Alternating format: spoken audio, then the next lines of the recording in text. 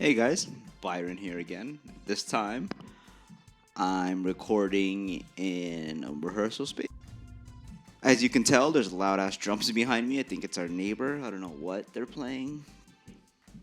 I'm bummed I couldn't make it with the guys. The man of 1,000 jobs has a crazy ass schedule. And my schedule this week wouldn't allow me to make that drive to Drew's studio. But I'm here nonetheless just to give us some quick recap or quick insight on the week in wrestling from my perspective. Yeah, I'm gonna keep this short because I don't have a lot of time. There's not a watch on my wrist, in case you guys were wondering. I still think AEW. We're probably 5 days away. Today's Saturday, so this coming Wednesday is the release of AEW. I'm not sure really what to expect. I'm pretty sure they're gonna try to go big because they probably saw NXT in its first 2 weeks and realized they're up against it for real. I believe there's, like I said in last week's podcast, that I think they are going for the same clientele that NXT is going for. NXT just had the first shot, and I thought they're capitalizing on it pretty well. They'll have their peak weeks where they're going to compete, and I don't know if they're going to resort to a gimmick signing like CM Punk or anything of that nature, but I believe the only people who are really going to love it are WWE contrarians or people who come on guys.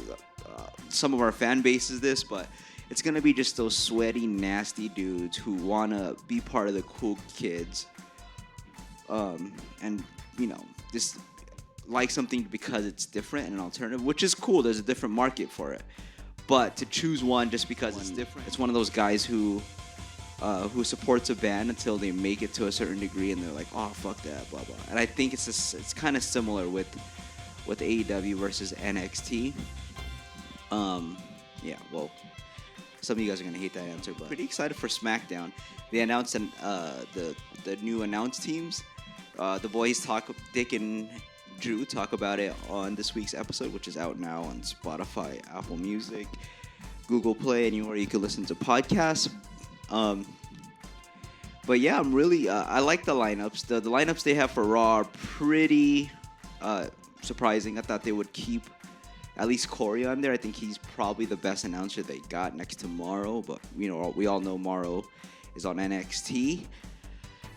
Vic Joseph, I forget who the other one is. I don't have my notes on me, but the lineups. Oh, and Renee Young not being really a broadcaster is kind of a good move. I thought she started really well when she started, but as weeks went by, I felt like she started to fade.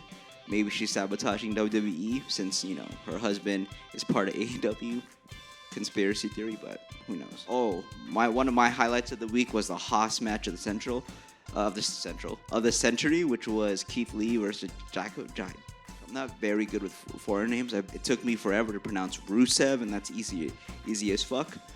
But yeah, those big boys really go at it. I'm surprised they pull off some of the moves they do. It's kind of impressive when they did the Canadian Destroyer off the top rope. I just think those guys are thick enough and strong enough, or not, you can't really bend. It's like a ball, like a really thick ball that you can kind of dent, but it'll always come out back to its shape. Or they'll probably have lumps or be lopsided, but you can't really damage it because they're so thick and juicy and meaty. Like you can't really break that mold. It's just too much density there. Yeah, that was an amazing match. Again, NXT's use of a lot of, not necessarily their main eventers is kind of amazing. I think that's one thing that's going to draw the same kind of fan you would get at the people who the people who AEW are catering to get. Yeah. Yeah, so I think that's pretty much it. Like I said, I'm going to keep this pretty short. I got shit to do right now. Just wanted to have some sort of video content on there.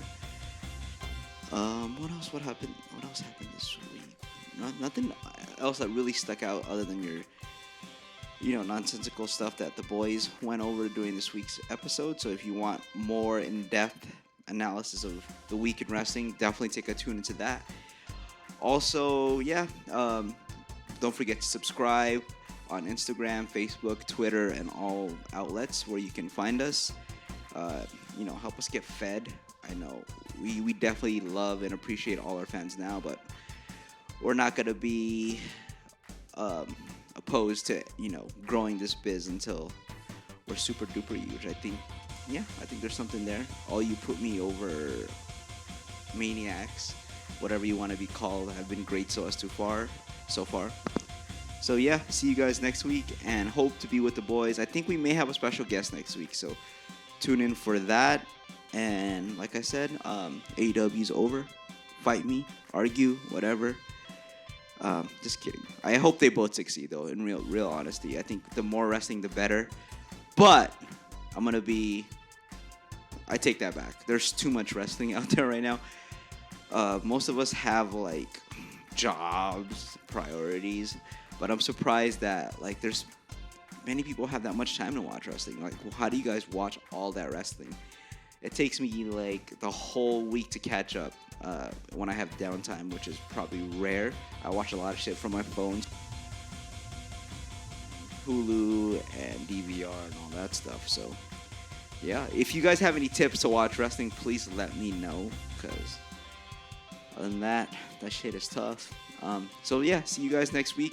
Again, subscribe. See you guys next time, motherfuckers.